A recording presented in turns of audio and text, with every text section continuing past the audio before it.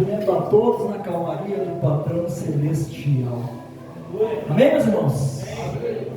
Esse amém está muito fraco. Você vem para mim. Vamos lá, amém para Jesus? Bom, amém. Cumprimento a todos na calmaria do patrão celestial. Amém? Amém. Agora melhorou, agora foi para Jesus. Glória a Deus. Meus irmãos, podem tomar assento. Peço que me perdoem se eu não trouxe algo que vocês esperavam hoje. Peçam que me perdoem se as minhas palavras forem duras, se elas forem decepcionantes. Mas eu não fui chamado para trazer um evangelho de alisargato, como eu invento. Eu conheci esse ditado, evangelho de alisargato.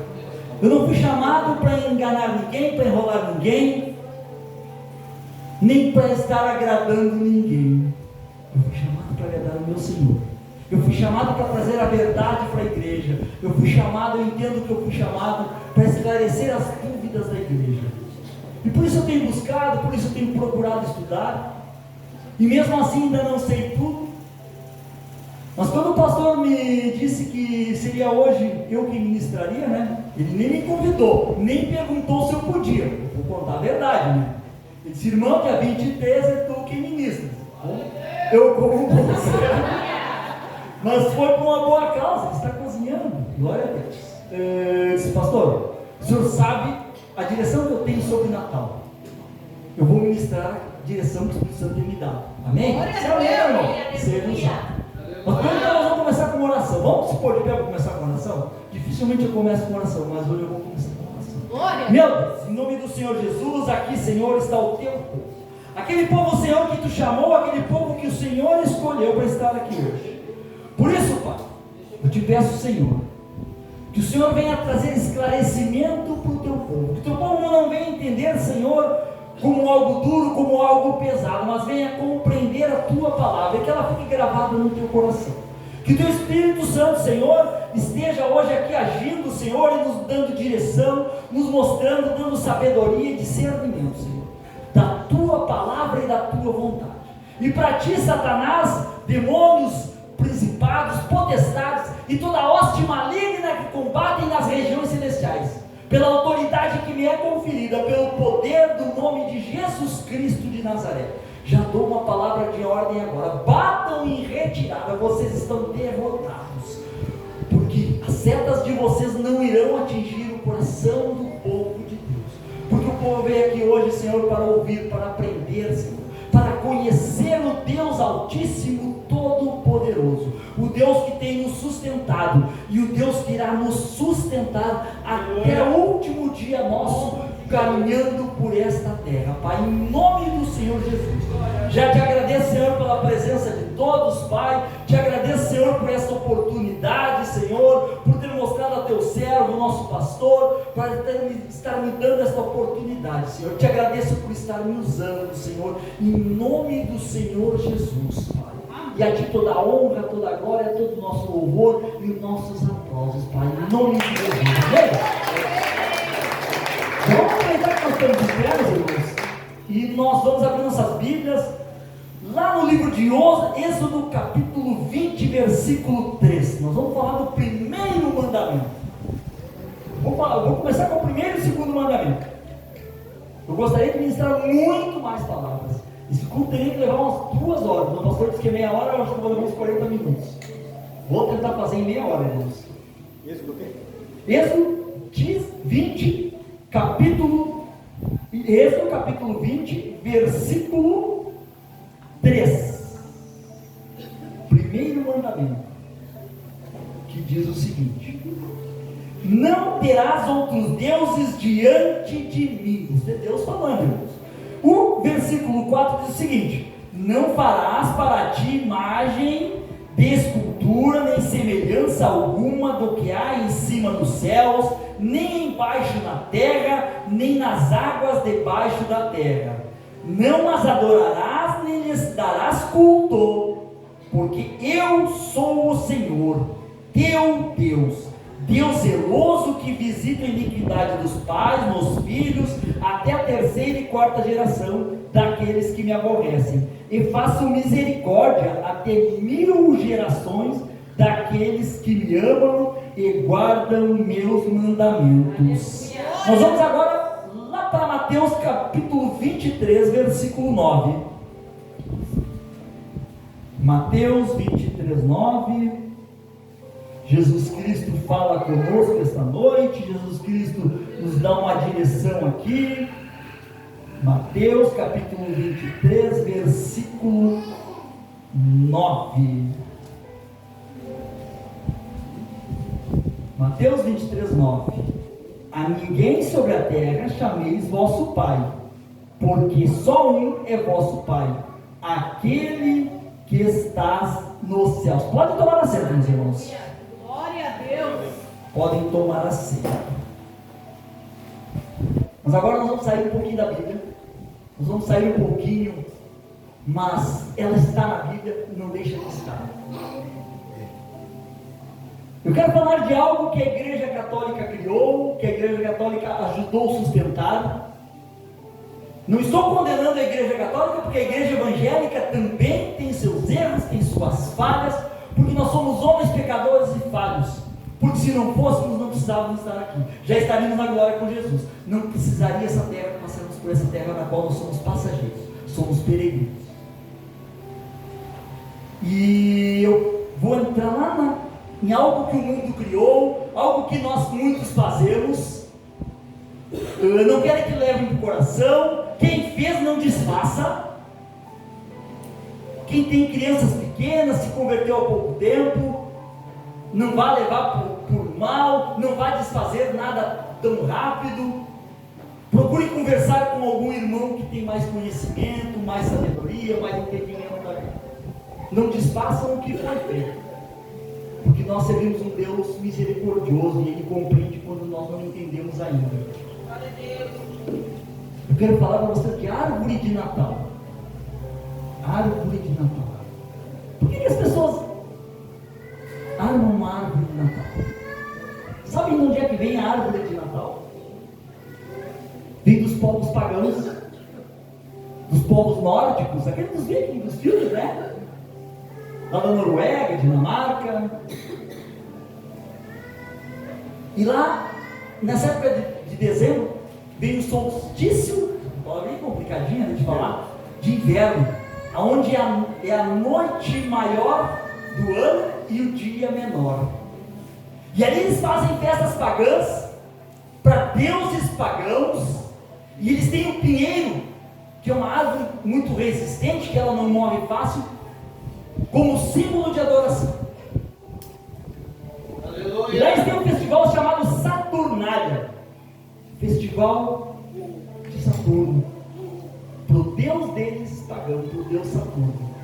Por isso eles montam árvores, porque eles têm uma série de questões. Eu não vou entrar, não vou poder me aprofundar, meus irmãos. Até os romanos fizeram isso. Os egípcios também tinham rituais com árvores para os deuses deles, só que eles usavam palmeiras. Então, só que nesse solstício de inverno, o que acontece lá? Música, não tem problema, se ela for, por uma música para Deus, dança, não tem problema dançar para Deus. Mas quando isso vai além disso, quando se faz um festival estilo carnaval brasileiro, carnaval mundano, festa da carne, festa da indecência, é isso que os nórdicos fazem. Usam drogas, eles tomam chás de ervas, eles tomavam naquela época chás que eram drogas, eram alucinógenos. Eles sacrificavam animais para uma deusa, faziam até sacrifício de pessoas. É isso que era utilizado nessa época nos povos pagãos.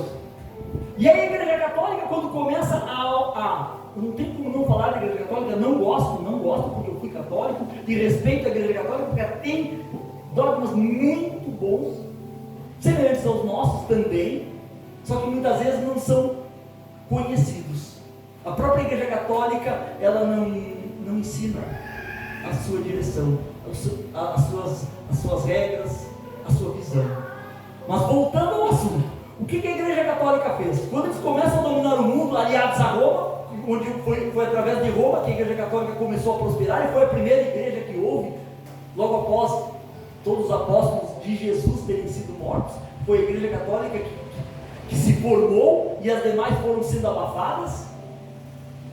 E ela teve domínio do mundo, e os homens, como pecaminosos igual a nós, se encantaram com as coisas do mundo e tentaram adaptar as coisas do mundo para a igreja, as coisas do mundo para te converter pessoas.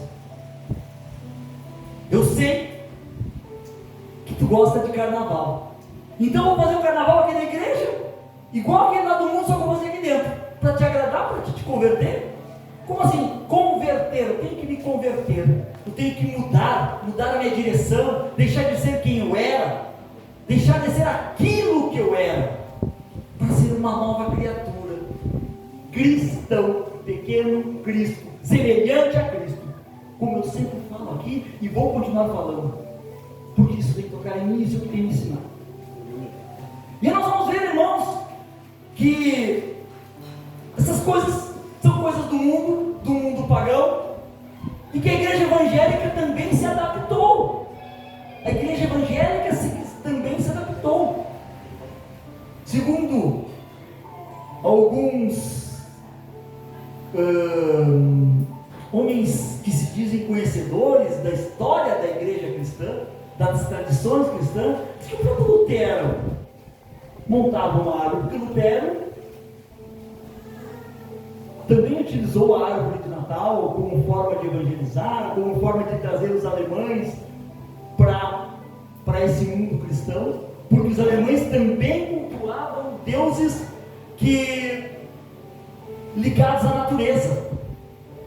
Os povos pagãos, a maioria deles, cultuavam Deus ligado à natureza. Então eles tinham árvore para isso, árvore para aquilo, sol, lua, isso, aquilo e aquele outro. E a igreja quis se adaptar para implantar o cristianismo. Só que cristianismo não se implanta.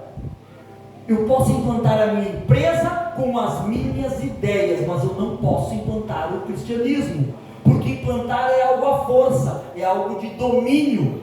Cristão não domina, cristão convive, cristão ensina, cristão ama, cristão compreende, assim como Jesus compreendeu Judas, assim como Jesus amou Judas. Não vou falar dos outros, do Judas. Isto é amor, isto é dar oportunidade. Só que a igreja não compreendeu a oportunidade, ela se estendeu demais para a oportunidade. Essa é a visão que eu tenho. Até que ponto nós podemos nos estender, até que ponto nós podemos aceitar algumas coisas dentro da igreja, algumas coisas dentro da nossa casa. E aí nós vamos ver que o Noel,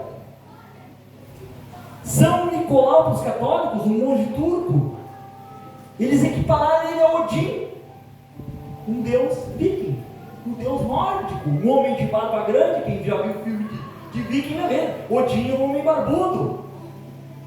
E aí eles têm o São Nicolau, que usava barba semelhante, que tentou se adaptar, creio eu, a imagem de Odin, para trazer as pessoas para o cristianismo, para dizer que o cristianismo não era bom, sem mostrar o verdadeiro cristianismo. Imaginem as cruzadas querendo mostrar que o cristianismo era bom, forçando as pessoas à espada a ser cristão. Misericórdia! É a mesma coisa que eu me armar e montar uma barricada aqui na frente e obrigar todo mundo a entrar aqui, porque ser cristão é bom, ser evangélico é bom, e obrigar as pessoas fortemente armadas a entrar aqui. É isso o cristianismo? É isso que Jesus nos pregou? É isso que Jesus nos ensinou? Só que a igreja, com o tempo, por falta de conhecimento, por falta de sabedoria também, e a igreja brasileira mais ainda, porque não tinha computador naquela época, quando chegou a igreja no Brasil. Alguns poucos missionários chegaram aqui, e aí se tinha a Bíblia para ler, e a linguagem também não era muito específica, não era muito modernizada, não era muito adaptada ao povo brasileiro. E muitas distorções ainda existem até hoje dentro da igreja evangélica protestante brasileira. Quem sou eu para dizer? Não sei quem sou eu. Não sou ninguém na fila do pão, ditado bem popular, mas eu me atrevo a dizer. Porque eu não temo aos grandes, eu não temo aos demônios, eu só temo um Deus Altíssimo, na qual eu sou servo. O Senhor me chama aqui para pregar agora o presbítero, não pregar aqui o servo Senhor, é o servo do Senhor quem está aqui, é aquele que está aqui para servir os irmãos, não para usar um título ou uma deferência para sobressair aos demais. Não é para isso. Só que eu tenho que ser cristão, meus irmãos. Eu tenho que trazer isso para vocês. Por que Papai Noel, se nós temos o Pai Altíssimo? E nessa passagem, em Mateus 23:9 diz isso: não chame outros de Pai, nós somos o nosso Pai de carne, o nosso Pai carnal. Isso aqui teria que fazer mais um culto para ensinar isso aqui. A coisa é grande, é longa, nós vamos ter culto até essa vida, não vamos aprender tudo. Isso não é assim mesmo. Mas, meus irmãos, como é que vamos chamar alguém que já morreu? Porque quando adoramos Papai Noel, quando usamos Papai Noel na nossa casa, para nossos filhos, mas se alguém ainda ensina os filhos de Papai Noel, não chegue de soco para as crianças ainda, calma. Se não sabe como chegar, converse comigo, com o pastor, com outro irmão que saiba mais do que nós. Mas nós temos que começar a frear essas coisas, nós temos que começar a limitar essas coisas dentro da igreja cristã. Como é que vamos trazer coisas demoníacas para dentro da nossa casa? Se eu trouxer o Papai Noel,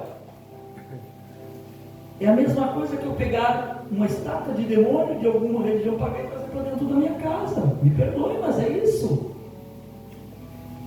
Deus está dizendo para não fazer imagens do que está lá no céu. Eu não posso fazer uma imagem de Jesus que está lá, sentado à destra do Pai, aquele que pagou um preço por mim. Eu não posso fazer, eu sou proibido por Deus. Eu sou proibido de adorar a imagem de Jesus, o Filho unigênito. Como é que eu vou fazer outra imagem?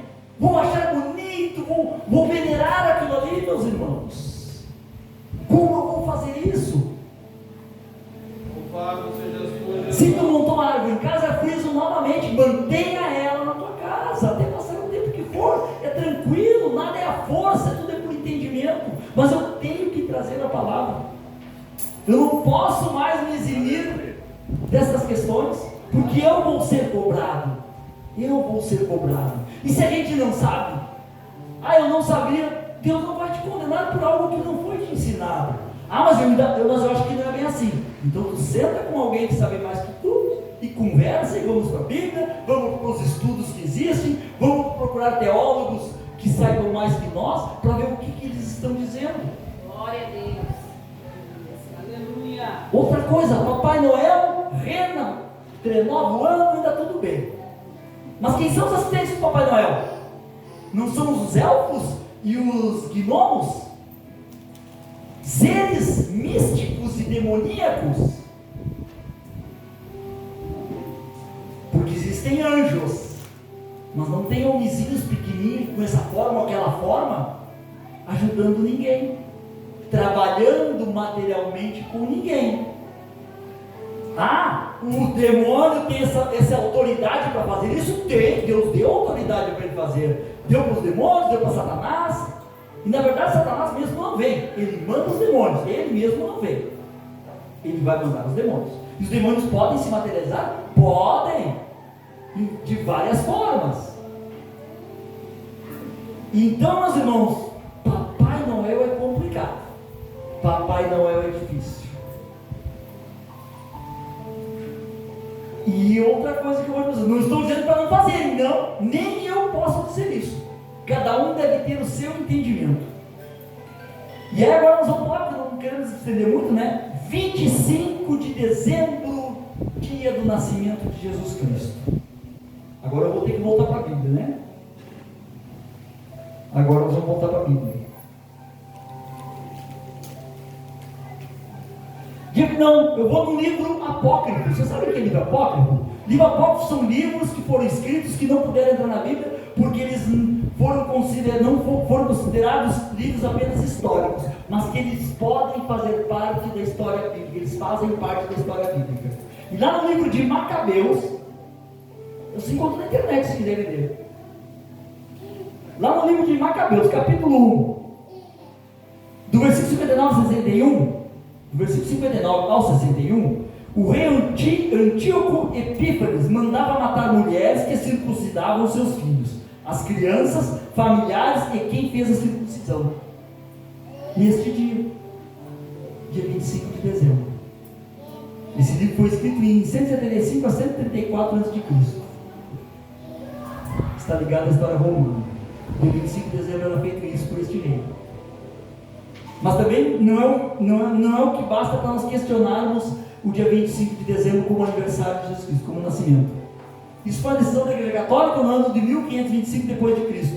Para conseguir, a Igreja Católica, como eu disse, ela queria coincidir o aniversário de Jesus, o nascimento de Jesus, com festas pagãs, para usar isso como uma forma de evangelizar. Então eles começaram a juntar coisas e criar festas, dizendo que ela era uma festa cristã. Então não dá para se dizer que ela é uma festa cristã, que ela é uma festa evangélica protestante. Nós não podemos dizer isso, não podemos garantir.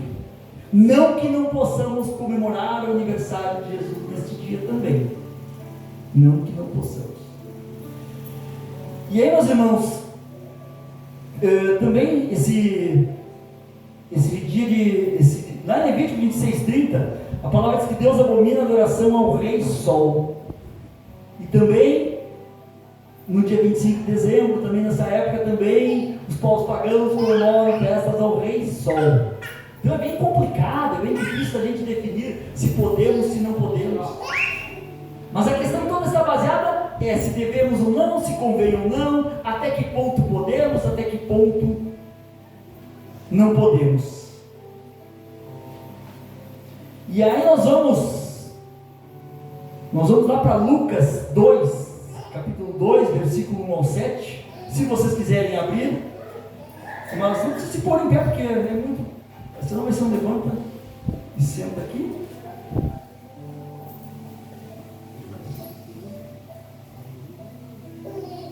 Lucas 2, versículo 1 ao 7. Naqueles dias foi publicado o decreto de César Augusto, convocando toda a população do império para recensear-se, cobrar impostos também, né?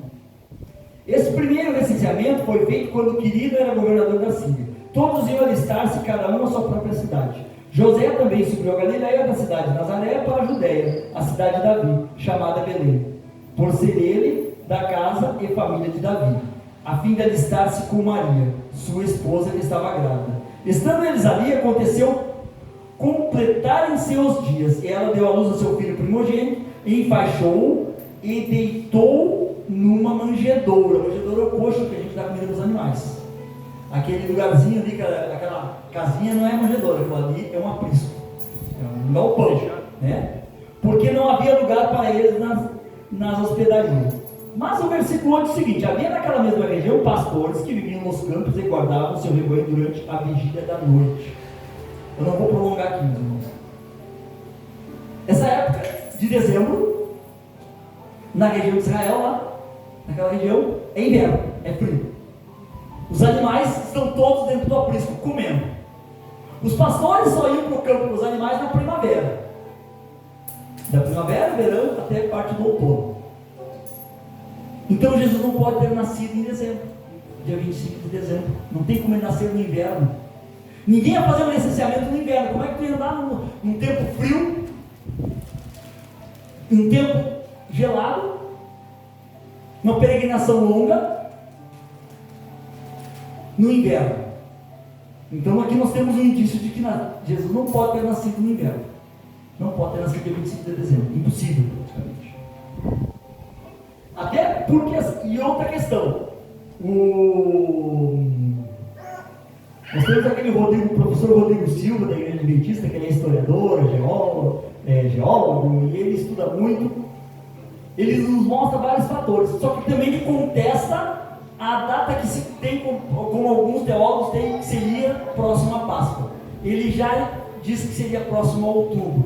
Então não se tem uma clareza de fatos, não se tem uma determinação.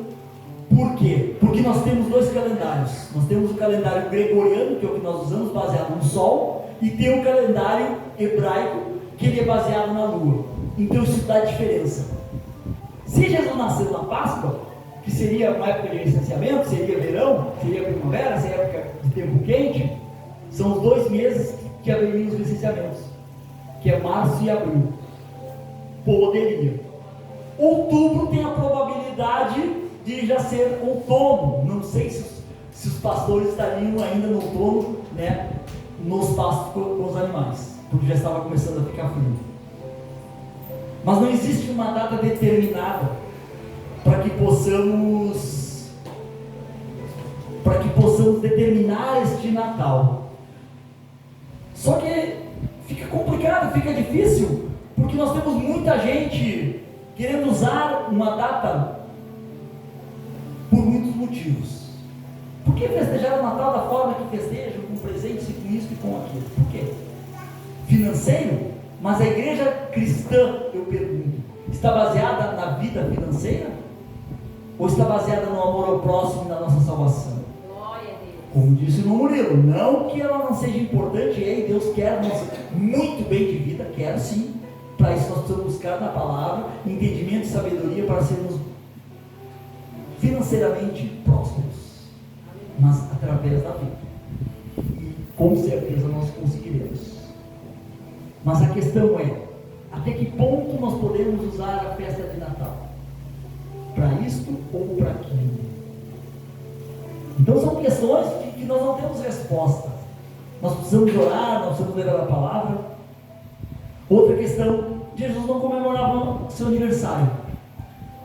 Não tem uma palavra específica, não tem um versículo específico de Jesus comemorando o aniversário, os apóstolos comemorando o aniversário. Na própria Bíblia toda aqui nós vamos ver os grandes homens da Bíblia, homens de Deus comemorando seu aniversário. Então se torna difícil essa comemoração. Mas baseado nisso, eu vou lá em 1 Coríntios capítulo 7, 17, onde o apóstolo Paulo ele me deu uma direção para muitas coisas ali. Eu me baseei muito nesse versículo, que diz o seguinte: ande cada um segundo o Senhor lhe tem distribuído, cada um conforme Deus o tem chamado. É assim que ordena em todas as igrejas. Foi alguém chamado estando circunciso? Não desfaça a circuncisão. Os judeus faziam circuncisão. Se tu foi chamado já tendo feito a circuncisão, não desfaça, porque alguns judeus na época andavam desfazendo. Por isso que Paulo traz essa direção. Foi alguém chamado estando incircunciso, que são gentios, ou alguns judeus que preferiram não fazer a circuncisão por causa dessa questão que eu falei aqui, lá do livro apócrifo, né? Que o rei, qual é o nome dele? É bem complicadinho o nome daquele rei. Que ele matava quem fazia a circuncisão. Então muitos judeus optaram por não fazer mais, contrariando a palavra de Deus. Então quem não tinha a circuncisão, que não fizesse também. Mas aqui já traz a direção. A circuncisão em si não é nada. A incircuncisão também nada é. Mas o que vale é guardar as ordenanças de Deus. E lá em Colossenses capítulo 3, versículo 17, diz para nós fazermos as coisas em nome de Jesus, dando honra e glória através dele para Deus. Então, meus irmãos, até que ponto comemorar Natal nos é válido? Até que ponto não nos é válido? Eu não vou dar a resposta para vocês. Talvez esperassem que eu desse a partir de agora. Não, mas eu não vou dar a resposta. Eu vou deixar as incógnitas, para que cada um olhe, cada um. Mas a questão é, não temos muita certeza, né? Mas nós podemos comemorar o aniversário de Jesus? O que o apóstolo Paulo diz aqui? Quem não tem a circuncisão, que não faça, que siga como é. Nós somos gentios. O Brasil é um país que comemora aniversário. Não tem mal algum comemorar o dia que nós nascemos. Será que nós não podemos comemorar o aniversário do nosso Salvador? O aniversário de Jesus Cristo. Será que nós não podemos comemorar? Então, meus irmãos, eu não posso dizer para vocês comemorem, não comemorem, façam, não façam. E até mesmo a questão de presentes. Por que nós estamos dando presentes? Estamos fazendo a nossa festa, a questão é, estamos fazendo a nossa festa de Natal para ganhar presentes? Dando valor para os presentes? Adorando mais os presentes do que o próprio Jesus, nosso Salvador? Qual é o motivo da nossa festa de Natal? Qual é o motivo da confraternização que fazemos no dia 25 de dezembro? Esta é a questão. Fazemos para glorificar a Deus em nome de Jesus? Fazemos para adorar a Deus em nome de Jesus? Fazemos para mostrar para o mundo que existe alguém que trouxe uma esperança para o mundo? Que trouxe uma esperança de fé, de motivação, de mudança de vida, uma esperança de amor, uma esperança de dias melhores? Que nos mostrou um caminho que há alguém sempre junto de nós. Nos momentos bons, sim. E nos momentos ruins também. Nos momentos difíceis também. Então esta é a questão que eu quero trazer para a igreja. Até que ponto está sendo o nosso festa de Natal? Sinceramente, eu não gostaria de comemorar. Eu penso que seria bom abolir. Mas ao mesmo tempo, e se nós não fizermos festa Natal como hoje à tarde, hoje pela manhã, eu estou conversando com o governador Tiago Tcheres, ali subindo a torre da CRT, a torre da CRT ali, tem um bairro carente, ali tem uma rua de pessoas bem carentes, e foram lá distribuir brinquedos para as crianças. Sabe a felicidade daquelas crianças que não têm as mesmas condições que nenhum de nós tem aqui. Eu tenho certeza que todos nós temos muito mais condições que qualquer uma daquelas famílias. Eles não têm, meus irmãos. Então hoje foi plantada uma semente, a esperança de Natal, a esperança de que Jesus Cristo veio nos trazer, a esperança que Jesus Cristo veio nos mostrar.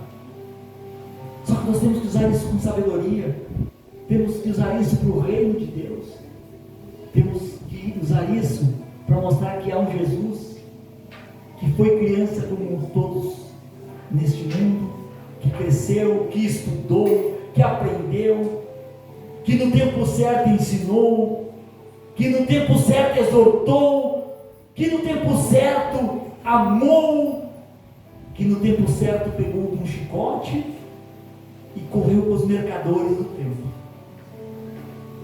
que no tempo certo perdoou pecados, que no tempo certo libertou, que no tempo certo ouviu a todos que vieram até ele, que no tempo certo sentou à mesa de publicanos e pecadores, e se fartou com o banquete que eles deram, e naquela casa houve salvação.